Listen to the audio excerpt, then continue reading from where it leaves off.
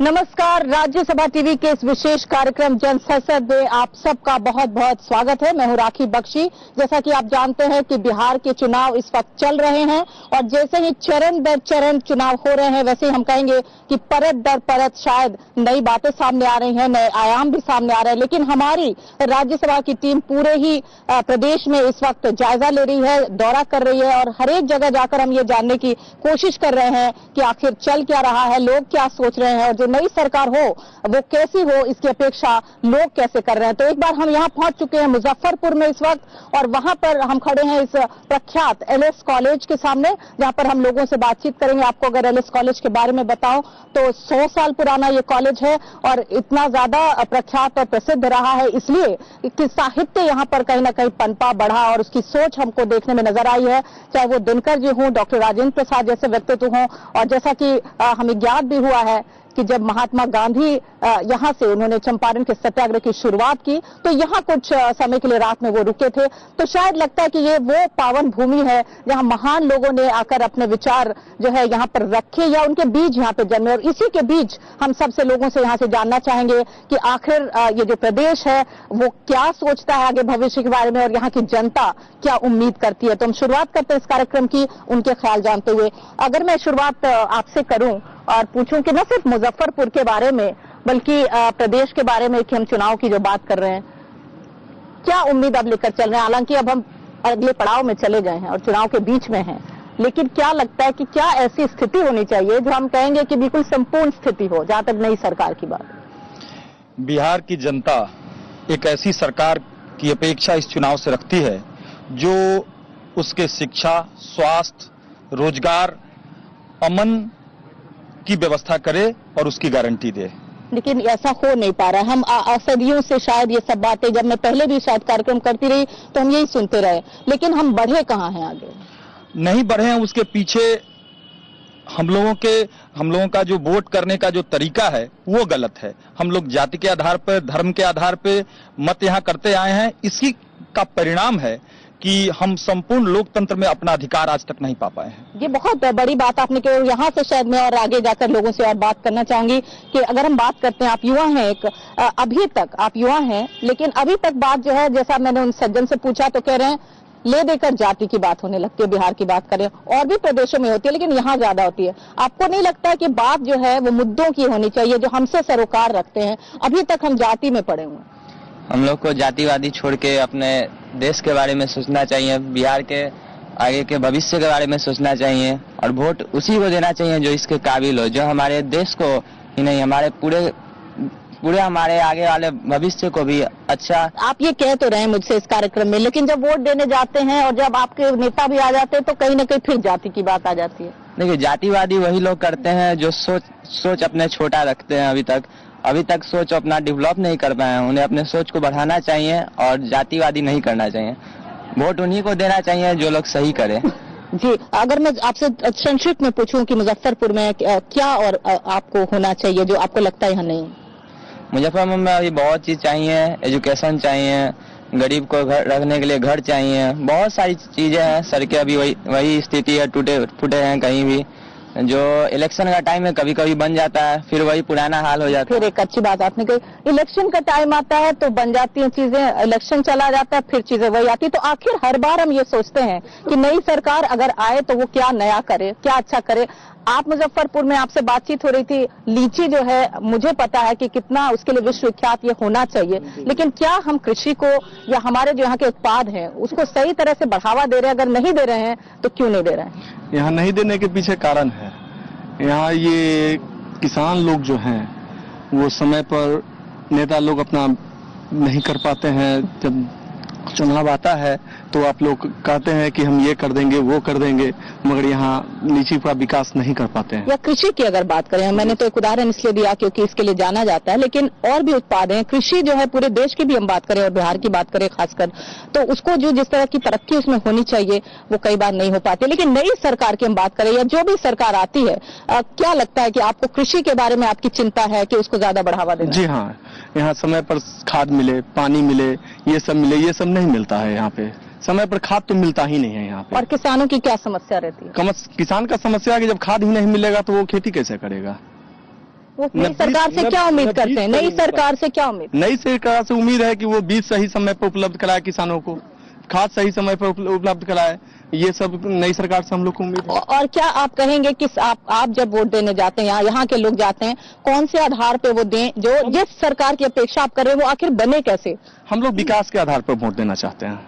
जो सरकार विकास करे हम लोग उसको वोट देंगे। तो क्या आप कैंडिडेट को देखेंगे जो कैंडिडेट अच्छा करेगा, या आप पार्टी को देखेंगे? जी नहीं, वो जो सरकार विकास करेगी हम उसको, न कैंडिडेट देख के हम लोग वोट नहीं करेंगे। तो जो पार्टी, मतलब आपको लगता है जो पार्टी विकास करेगा उसको हम लोग वोट जी। यहाँ कुछ लोग ऐसे भी हैं जिससे मैं पूछना चाहूंगी, क्योंकि उद्योग की जहां तक बात होती है, जहां तक व्यवसाय की बात होती है, वहां पर हमें लगता है कि कहीं ना कहीं एक निराशा की स्थिति हमें नजर आती है, और शायद वो एक बहुत बड़ा मुद्दा है, और वो हम जहां भी जा रहे हैं वहां ये मुद्दा हमें नजर आ रहा है। क्या आप बताएंगे कि आखिर, फिर वही बात आपसे सवाल दोहराऊंगी कि सदियों दर सदियों यही बात कर रहे हैं कि अर्थव्यवस्था नहीं बढ़ रही है, उद्योग को बढ़ावा नहीं मिल रहा है, क्या ऐसा होना चाहिए आपके हिसाब से जिससे उद्योग को बढ़ावा मिले? बिहार में जैसे झारखंड का जो विभाजन हुआ, उस विभाजन के समय बिहार के जितने भी खाने थी, कल कारखाने थे, बड़े बड़े उद्योग थे, सारे झारखंड में चले गए।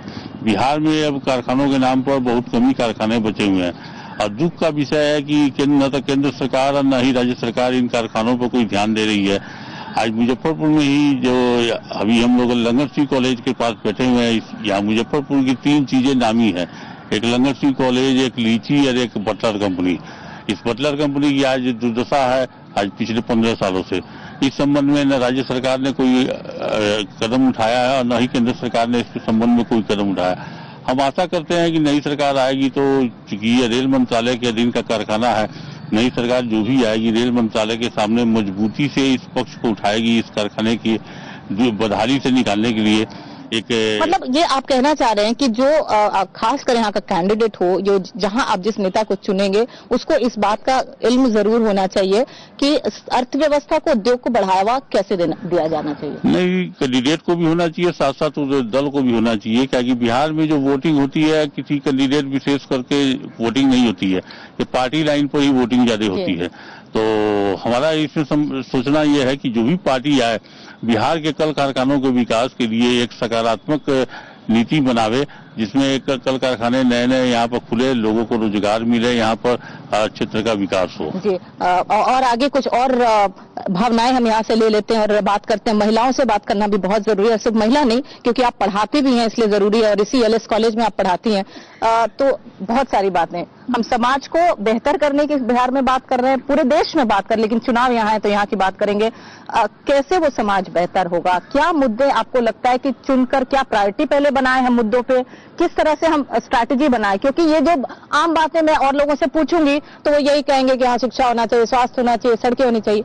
आप किस तरफ पिन पॉइंट करना चाहेंगे? देखिए, चुनाव तो प्रजातंत्र के लिए आवश्यक है।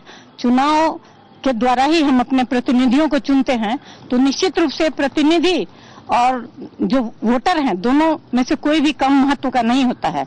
एज वोटर हम लोगों को बहुत ज्यादा जिम्मेदार होना पड़ेगा, ये तो बहुत ही जरूरी है प्रजातंत्र सफल हो। इसके लिए तो हम लोगों को तय करना पड़ेगा कि हम ऐसे कैंडिडेट्स को चुने जो हमारे लिए काम करें। तो निश्चित रूप से मेरा अपना व्यक्तिगत रूप से मानना है कि विभिन्न राजनीतिक दल जो ऊपर से बिल्कुल पैराशूट कैंडिडेट रख देते हैं हमारे सामने, और हमारे सामने एज वोटर कोई ऑप्शन नहीं रह जाता है कि हम किसको चुने, तो जो है उसी में से हमें चुनना पड़ता है। तो इसको हम एज वोटर एक एक्सपेरिमेंट कर सकते हैं कि नोटा पर बटन दबा के एक बार देखें तो जरा क्या होता है। और गलत को चुनने से अच्छा है कि उनको एक बार और मौका दिया जाए अन्य राजनीतिक दलों को कि नोटा पर बहुत ज्यादा जब वोट पड़ेंगे तो उनको फिर सोचना पड़ेगा कि हम अच्छे कैंडिडेट को दें। तो एक एक्सपेरिमेंट तो करना पड़ेगा उनको। क्योंकि आप पढ़ाते इसलिए आपसे खासकर जानना चाहूंगी, क्योंकि ये विवाद बड़ा हो जाता है कि आखिर जाति या विकास, खासकर बिहार में बड़ा मुद्दा है। देखिए, जाति को तो अब राजनीति से बिल्कुल निकाला जा ही नहीं सकता है। रजनी कोठारी की बहुत अच्छी किताब भी है, कास्ट इन इंडियन पॉलिटिक्स। तो वो बहुत ऐसा मुद्दा है जो ब्लड में घुस चुका है। तो बेकार की बातें हम लोग मंच वाली बातें न करें, धरातल की बातें करें। तो मुझे लगता है कि इसको निकालना बहुत ही मुश्किल, लगभग उसी तरह मुश्किल है जैसे करप्शन को उखाड़ फेंकना। इसको मिनिमाइज किया जा सकता है, लेकिन बिल्कुल उखाड़ फेंका जाए, मुझे नहीं लगता कि इतनी जल्दी कोई क्रांति। आपके पास फिर आऊंगी, लेकिन चूंकि आपने करप्शन की बात की है तो कुछ युवाओं से और कुछ लोगों से और सवाल मैं ले लेती हूँ। मैं आपके पास भी आऊंगी। एक भ्रष्टाचार की जो बात होती है, हर जगह बात होती है, हम देश में बात करते हैं, जो भी नई सरकार आती है देश में आई तो बात हुई कि भ्रष्टाचार कम होगा, फिर बात हुई कि हम राज्य में कहें कि भ्रष्टाचार कम हुआ। एक सरकार कहती है, दावा करती है, दूसरी कहती है हम कम करेंगे, लेकिन भ्रष्टाचार कहीं ना कहीं है। क्या लगता है आपको कि क्या ऐसे उपाय किए जाने चाहिए, क्या ऐसी स्थिति होनी चाहिए जहां हमें एक ऐसा वातावरण मिले जिसके सबके सामने समान परिस्थितियां हो, सबको समान अवसर मिले और भ्रष्टाचार कम हो? बिल्कुल, जब तक मतलब यहाँ जातिवाद संप्रदायवाद हो, ये नहीं हो, ये एक विकासवाद होना चाहिए। और ये जो जाति और धर्म के नाम पर इतना दिनों से समाज में जो एक साइकोलॉजिकल या इमोशनल जिसको बोलिए, उससे नहीं होगा। पर वो बैलेंस बनाएंगे कैसे? जैसे मैडम ने कहा कि जाति को कहीं ना कहीं रूल आउट मिनिमाइज किया जा सकता है, लेकिन बहुत सारे ऐसे दूसरे राज्य हैं जहाँ पे इलेक्शन के समय ये मुद्दा बहुत हावी नहीं है, वहाँ विकास ही हावी है। विकास की अपनी परंपरा है, विकास के अपने आयाम होते हैं। ऐसा नहीं है कि विकास का एक दिन में विकास हो जाएगा, उसके लिए एक पृष्ठभूमि है, एक सिद्धांत है, एक उसका एक आयाम है जो लॉन्ग रन में ही दिखेगा। ऐसा नहीं है कि अभी हम सरकार बनाए कल होकर विकास दिखने लगेगा उसका। ये आपने बहुत अच्छी बात की कि हम सस्टेन्ड वे में कैसे काम करें, डेवलपमेंट जो आने वाली पीढ़ी को भी प्रभावित करे, अभी जो पीढ़ी है उसको भी प्रभावित करे, और उसका क्या बोलते हैं लॉन्ग रन में उसका प्रभाव तो दिखेगा ही। तो क्या आपको लगता है कि क्या पार्टियां, नेता इस बात में ज्यादा जुगत में रहती हैं कि इसको हराना, इसको जीतना है, या इस लॉन्ग टर्म अप्रोच पर भी काम हो रहा है? अगर नहीं हो रहा है तो आपको लगता है होना चाहिए? अभी तक तो लॉन्ग टर्म अप्रोच पे हमको नहीं लगता है कि बहुत काम हुआ है। हालांकि इस सरकार में भी काम हुआ है, ऐसी बात नहीं कि बिल्कुल कुछ नहीं हुआ है, किसी भावना से प्रेरित होकर हम नहीं बोल रहे हैं। लेकिन एक मतलब राजनेताओं को भी ये सोचना चाहिए कि नहीं भाई, विकास है तभी राजनीति है, विकास है उसके बाद राजनीति। चलिए और कुछ भाव ले लेते हैं कुछ और लोगों से, और जल्दी जल्दी हम लेना चाहेंगे। आपसे पूछ लेती हूँ मैं, आप एक लड़की हैं और युवा हैं यहाँ, आपको क्या लगता है जब आप पढ़ाई कर रही हैं, आगे जा रही हैं, क्या होना चाहिए समाज में जो बेहतर हो आपके लिए, एक महिला के तौर पर, एक विद्यार्थी के तौर पर, दोनों तरह से? हमें लगता है कि नई सरकार को सबसे पहले भयमुक्त बिहार बनाना चाहिए, ताकि कोई भी लड़की, कोई भी महिला बिना भय के कहीं भी आ जा सके। क्योंकि अभी लड़कियों को कॉलेज जाना होता है, काम पे जाना होता है, बहुत सारी महिला होती है जो कामकाजी होती है, वो होती तो जरूर है, लेकिन उन्हें अगर कहीं जाना होता है अपने काम पे, मन में जरूर डर होता है कि पता नहीं रास्ते में क्या होगा, कहीं ऐसे नहीं कि मेरे साथ रास्ते में कुछ गलत हो जाए। वो घर से निकलने से पहले जरूर 10 बार। आप कह रही है कि भय बना हुआ है, उसमें कमी नहीं आई है? भय में बिल्कुल भी कमी नहीं आई है, भय जियो का त्यों है। इसीलिए नई सरकार से यह आशा है कि वो हमें एक ऐसी प्रशासन दे जो हमें भरपूर सुरक्षा प्रदान करे। बहुत अच्छी बात इन्होंने कही, भय मुक्त बिहार ये चाहती हैं। और जैसा इन्होंने मुझे अभी थोड़ी देर पहले बताया, मीडिया में ये जाना चाहती हैं। तो चलिए, शुभकामनाएं आपको। लेकिन और अभी यहाँ से भाव हम ले लेते हैं और आपसे जानना चाहेंगे, जैसे इन्होंने कहा भय मुक्त बिहार होना चाहिए, ये एक बड़ा मुद्दा है, आप इसको कैसे देखेंगे? अभी तक हम उसी डर में जी रहे हैं, कब तक हम निराशा और डर में जीते रहेंगे? देखिए, सबसे बड़ी बात है, बिहार में जितने भी नेता हैं अभी के दौर में, उनमें इच्छा शक्ति नहीं है, वह काम करना नहीं चाहते हैं। वो चाहते हैं कि जाति के नाम पे, धर्म के नाम पे, मजहब के नाम पे या लड़ा के और वोट लें और सत्ता में जाएं। सत्ता में जाने के बाद वह भूल जाते हैं कि हमको इस क्षेत्र का विकास भी करना है। नारियों के सम्मान का वादा करते हैं चुनाव के समय और नारी का सम्मान भूल जाते हैं। और देखिए, आज के समय में बिहार में जो अपराध बढ़ा है, उसका कहीं ना कहीं सरकार भी दोषी है। और सरकार को चाहिए कि इसमें आप कुछ न कुछ ऐसा व्यवस्था करें आने वाली पीढ़ी के लिए जो एक नजीर बन जाए। जी। और हम चाहेंगे, और आपके चैनल के माध्यम से भी हम ये सरकार, अगर ये अभी तत्कालीन सरकार को भी और जो आने वाली सरकार है उनके मुखिया से भी हमारी यही अपेक्षा रहेगी कि भय मुक्त बिहार, नारी का सम्मान, शिक्षा की व्यवस्था, और आप लोगों जैसे जितने भी आप नेता जीत के जाएंगे उनके में इच्छा शक्ति काम के प्रति हो। देखिए, जो यहाँ उन्होंने बात बोली चलिए उसी को आगे बढ़ा लेते हैं। ये कह रहे हैं कि इच्छा शक्ति नहीं है, तो ये इच्छा शक्ति इतने सदियों से नहीं आई, हम अभी भी वही बात कर रहे हैं, इच्छा शक्ति नहीं है, तो आखिर इच्छा शक्ति कैसे बनेगी? क्या ये समाज की, आप और हम जैसे लोगों की जिम्मेदारी है या नेता को और ज्यादा प्रभावशाली होना? सबसे पहले हमारी वोट कास्टिंग परसेंटेज बढ़नी चाहिए। जो कॉमन पब्लिक है, जो हम लोग पार्टिसिपेट करते हैं वोटिंग में, उसकी परसेंटेज बढ़नी चाहिए। विकास के नाम पे वोट होनी चाहिए, क्योंकि हर टाइम जब भी इलेक्शंस आते हैं तभी पॉलिटिशियंस आते हैं हमारे पास कैंपेनिंग के लिए, और वो जाति की बातें उठ जाती है, क्योंकि विकास तो पीछे रह गया। पॉलिटिशियंस नहीं चाहते कि लिटरेसी आज यहाँ बढ़े। यहाँ पे मुजफ्फरपुर से बहुत ज्यादा लोग पढ़े लिखे लोग बाहर जाके काम कर रहे हैं, लेकिन यहाँ पे वो इन्वायरमेंट नहीं क्रिएट हो रहा है कि बाहर से बच्चे पढ़ के यहाँ के बच्चे यहीं रह जाए। बहुत सही आपने बात की। वो जो माहौल है उसको बनाने की बहुत जरूरत है, और वो माहौल बनेगा तभी शायद यहाँ से जो लोग विस्थापित हो जाते हैं, बाहर चले जाते हैं, वो ना जाएं। आपका क्या कहना है कि अभी भी हम फिर वही बात कर रहे हैं कि यहाँ माहौल नहीं है, लोग बाहर चले जाते हैं? तो ये जो डिबेट है, ये जो विवाद है, आखिर खत्म कब होगा? कब ऐसा माहौल बनेगा कि लोग कम जाए बाहर? और क्या आपको लगता है कि उसमें कमी आई है या बढ़ोतरी हुई है? नहीं, देखिए, मेरा मानना है कि जितने भी राजनीतिक दल है वो जब अपने कैंडिडेट को उतारती है उस समय वो सिर्फ इतना ध्यान रखती है कि यह पैसे वाला है और ये किसी तरह से विख्यात है। इसको हम लोग दूसरी भाषा में कुख्यात भी कह सकते हैं। हाँ। कोई भी उम्मीदवार किसी भी क्षेत्र का विकास तब करेगा जब उसकी इच्छा शक्ति होगी, और इच्छा शक्ति तब होगी जब वो निरंतर दिनों से वो करता आ रहा हो, वो सरकारी या गैर सरकारी संगठन से जुड़ा हुआ हो और वो लोगों की भावनाओं को समझता हो, वो कैसे गरीबों के विकास किया जाए इस बात को वो समझता हो, तब वो जीत कर जब वो जाएगा तो वो विकास की वो सोचेगा। जी, क्या मुद्दे आप कहना चाहेंगे, खासकर पिन पॉइंट करने की अब हम बात कर रहे हैं कि अगर मुजफ्फरपुर की, बिहार की हम बात करें तो किन मुद्दों पर आपको लगता है हम ज्यादा ध्यान दे दें तो शायद हम विकास की ओर ज्यादा बढ़ सकते हैं? इसमें बड़ा क्लियर है कि जितने भी मुजफ्फरपुर की खासकर बात करूं, किसी भी आप परीक्षा का उदाहरण ले, रेलवे की परीक्षा हो, एसएससी की परीक्षा हो, आईआईटी हो, मेडिकल हो, इंजीनियरिंग हो, हर एक परीक्षा में यहाँ के छात्र और छात्राओं का प्रतिशत पूरे बिहार में सबसे अव्वल रहा है, और ये अघोषित राजधानी भी है उत्तर बिहार की और पूरे बिहार की। लेकिन हमारे जितने भी नेतागण हैं उनसे सिर्फ और सिर्फ एक अनुरोध है कि क्या कभी उन्होंने इस तरफ ध्यान दिया है कि शिक्षा के इस स्तर को और ज्यादा से ज्यादा कैसे बढ़ाए, खासकर वैसे तबके में जहां इसकी पहुंच अभी तक नहीं हुई है। आपने शिक्षा की बात की, लेकिन बात ये करनी पड़ेगी कि शिक्षा ले आएंगे, रोजगार कहाँ से लाएंगे? रोजगार के लिए तो फिर बाहर से जो इंडस्ट्रीज है या जो सरकार है उसको इस बारे में सोचना चाहिए। तो अभी तक तो यही हुआ है कि बस अपनी अपनी सब लोग राजनीति कर रहे हैं, बिहार के विकास के लिए किसी ने सोचा ही नहीं। नहीं तो आप और इस बार वोटर भी जागरूक होगा, ये कहा जा रहा है। एकदम हम लोग इसीलिए जागरूक हैं। हम लोग सभी से अपील भी करते हैं कि ज्यादा से ज्यादा मतदान हो, तब तो बिहार का विकास होगा, बिहार की तकदीर पलटेगी। चलिए, तो कुछ और लोगों से पूछते हैं कि आखिर जब मतदान की जब बारी आ जाती है तो मतदान देखते हैं कि करने के लिए बाहर नहीं जाते, ऐसा क्यों होता है? ये जो उत्साह है, जब वोट में परिवर्तित नहीं होगा तो चेंज कैसे करेंगे या कोई भी बदलाव किस तरह का? देखिए, बिहार की राजनीति बहुत ही नाजुक स्थिति में पहुंच चुकी है। लोग सोचते हैं लेकिन वो निकल नहीं पाते हैं। क्यों?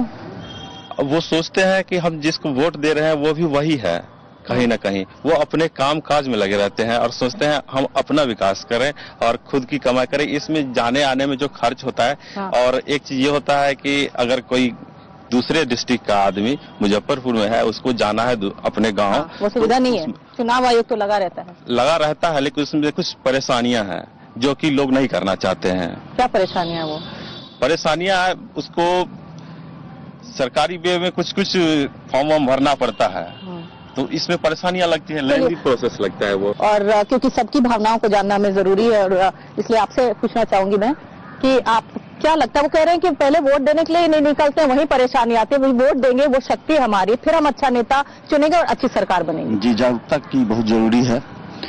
जब तक जागरूकता नहीं आएगी, लोग अपने अधिकार नहीं जानेंगे, इस वोट से परिवर्तन के में क्या होता है इसकी जानकारी नहीं होगी। तो क्या जागरूकता अभियान चलाए जाते हैं? क्या आप आपस में बात करते हैं? क्या आप नागरिक के नाते भी क्या ऐसी जिम्मेदारी निभाते हैं कि आप सब लोग मिलकर ज्यादा से ज्यादा संख्या में वोट करें? हम लोग तो एक करते ही रहते हैं, हम लोग तो एक्टिविस्ट हैं, जागरूकता और अधिकार के बारे में लोग को बताते ही हैं। ये आम लोग का भी जिम्मेवारी है कि इस चीज को प्रचार प्रसार करे। ओके जी, कुछ एक बात कर लेते हैं। क्या महंगाई कुछ लोगों को लगती है कि बहुत बड़ा विषय है? और महंगाई अगर हम देश की बात करें तो उसकी चर्चा हो रही है, तो क्या महंगाई एक बहुत बड़ा विषय है? आप चाहे दाल की बात कर लेते हैं या और अन्य किसी भी पदार्थ की आप बात करें, आने जाने की बात करें। आज से नहीं, 1947 से महंगाई तो चलता ही आ रहा है। बट मैं आज की बात आपसे पूछ, आज की बात ये तो लगा ही रहेगा। कभी सस्ता होगा, कभी महंगा होगा। ये बहुत मुझे लगता है एक आपका जो स्टेटमेंट है बहुत निराशावादी मुझे लग रहा है, क्योंकि मैं ये जानना चाहती हूँ कि महंगाई है, कम होनी चाहिए नहीं होनी चाहिए? जी एकदम कम होनी चाहिए। इकोनॉमिकल वे में बहुत ज्यादा देख रहे हैं कि शेयर मार्केट सब कुछ डाउन हो रहा है, हमारा जो एग्रीकल्चर एरिया है तब भी इतना ज्यादा अप हो रहे हैं। इस पर गवर्नमेंट को ध्यान देना चाहिए। हाँ, ठीक है। तो आप बहुत देर से शांत बैठे हैं, आप चाहती हूँ कि कुछ बोले। उन्होंने महंगाई की बात आ गई, अर्थव्यवस्था की बात आ गई और सब एक दूसरे से जुड़े मुद्दे हैं, आप क्या कहना चाहेंगे? महंगाई का तो वो पूछना क्या है। अब हम लोग तो ऐसे मजदूर हैं, एक भारत बैगन के स्टाफ होते हुए अब हम लोग जो है सो दाल खाना बंद कर दिए। हम लोगों के पास न उतना पैसा है न हम लोगों को कंपनी देती है, इसलिए वो 200-225 रुपये दाल कौन खाएगा। तो महंगाई आपके साथ तो बहुत बड़ा, महंगाई तो इतना बड़ा है कि कहने लायक ही नहीं है। और कोई बात जो आप कहना चाहेंगे कि होना क्या कहें, हम लोगों का कंपनी का जो हालात है तो पहले उस पर आप ध्यान देके उसमें कुछ। ये बात आगे चली गई है कि कंपनी को अच्छा ना चाहिए, लेकिन हमने ये बात जो कही है, कई बार ये बात होती है कि क्या हम बड़े बड़े मुद्दों की बात करते हैं राष्ट्रीय स्तर पर, अगर पेपर उठा के देखें तो कहाँ बैन लगा, ये नहीं खाना चाहिए, बीफ नहीं खाना चाहिए तो ये करना चाहिए। क्या आपको लगता है जो आपसे और हमसे जुड़े मुद्दे हैं वो लोकल मुद्दे, उन पर ज्यादा एम्फोसिस, उन पर ज्यादा जोर होना चाहिए? उस पर तो ध्यान ही नहीं देना चाहिए जनता को। ये तो राजनीतिक लोग जो है सो इस पे राजनीति करते हैं। हमको ज्यादा से ज्यादा विकास का मुद्दा होना चाहिए, शिक्षा की मुद्दा होना चाहिए। जो नई सरकार आवे वो सही अति हो, सड़क हो, बिजली हो। तो युवा जो है इसको माना जा रहा है कि इस बार जैसे महिलाओं को कहा गया कि महिलाओं ने बहुत संख्या में वोट किया, जो बहुत एक अच्छा आयाम है। क्या युवा तैयार है कि वो जो अपनी शक्ति का प्रयोग करके एक अच्छी सरकार बनाने में मदद करे? मतलब ये मैं बताना चाहता हूँ कि हमारे यहाँ जो अभी जो सरकार आएगा उसमें युवा सबसे महत्वपूर्ण भूमिका निभाएंगे और उन्हीं के इच्छा के बदौलत के अनुसार हमारा नया सरकार का गठन होगा।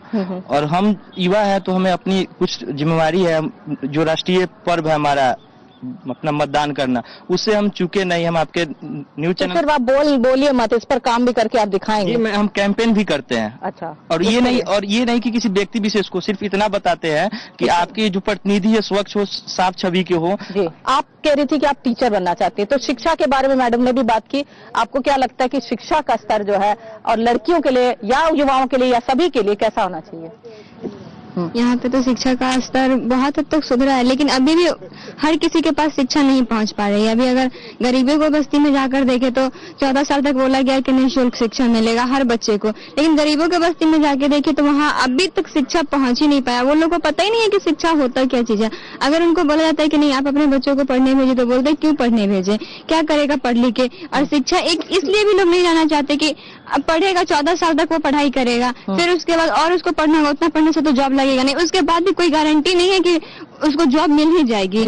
तो इसलिए शिक्षा को इस तरीके से बनाना मतलब बहुत अच्छी बात है कि वो रोजगार से जोड़कर इसको देखा जाए। बहुत अच्छी बात आपने कही है। आप चूंकि यहाँ हैं और आप पहली पंक्ति में बैठे हैं, तो पहली पंक्ति की मैं कहूंगी कि एक परफेक्ट सरकार की जो हम बात करें, एक परफेक्ट माहौल की हम जो बात कर रहे हैं, जो संपूर्ण हो अपने आप में, वो क्या होना चाहिए? परफेक्ट माहौल तो सरकार जो स्वस्थ सरकार होनी चाहिए, उसको तो पहली प्राथमिकता युवाओं के भविष्य की होनी चाहिए। और कृषि, बिहार एक कृषि प्रधान, बिहार में झारखंड के बंटवारे के बाद बिहार मूलतः एग्रीकल्चर पर आधारित रह गया और एशिया में सबसे ज्यादा उपजाऊ, ये हमारा कहना नहीं, एशियन एज पत्रिका का 1989 का रिपोर्ट है कि गांगेय क्षेत्र जो है वो एशिया। क्या प्लानिंग की कमी रही, क्या लगता है? बिल्कुल प्लानिंग ही नहीं है, कागज पर रोड मैप बना दिया गया, उसको लूट लिया गया, किसान के पास न खाद पहुंचा न बीज पहुंचा और यहाँ सब लोग हैं। तो आखिरी सवाल, एक दो सवाल जो मैं लेना चाहती हूँ, इसी से यहाँ से उठाना चाहती हूँ इस बात को मैं, और जो नहीं बोल पाए मैं चाहूंगी कि वो अब बात करें।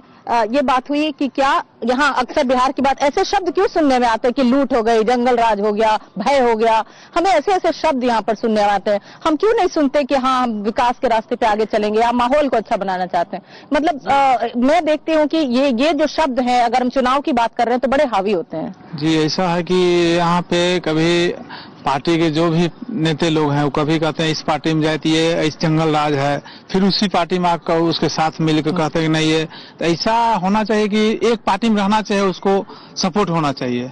महंगाई कोई तो माने नहीं रखता है, बहुत दिन से जब से आजाद हुआ है तब से महंगाई। आपको महंगाई पिंच नहीं करती? आप जाते हैं आप महंगाई को स्वीकार? बिल्कुल नहीं। आपको महंगाई से बुरा नहीं लगता?